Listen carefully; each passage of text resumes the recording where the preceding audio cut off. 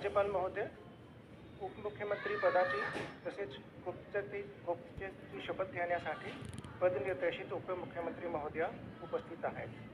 त्यांना आपणासमोर शपथ घेण्याची परवानगी असेल.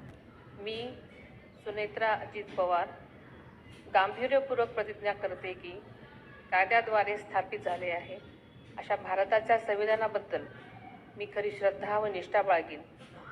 मी भारताची सार्वभौमता व एकात्मता उन्नत राखीन.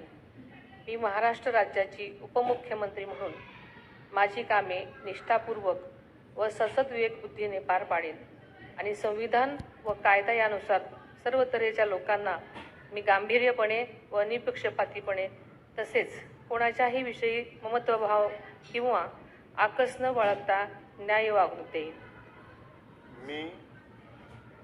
मी सुनेत्रा अजित पवार गांभीर्यपूर्वक प्रतिज्ञा करते की महाराष्ट्र राज्याची उपमुख्यमंत्री म्हणून माझ्या विचारार्थ आणली जाईल किंवा मला ज्ञात होईल अशी कोणतीही बाब अशी उपमुख्यमंत्री म्हणून माझी कामे यथायोग्य पार पाडण्यासाठी आवश्यक असेल ते खेरीज करून एरवी मी कोणत्याही व्यक्तीला किंवा व्यक्तींना प्रत्यक्षपणे वा अप्रत्यक्षपणे कळवणार नाही किंवा त्यांच्याकडे उघड करणार नाही.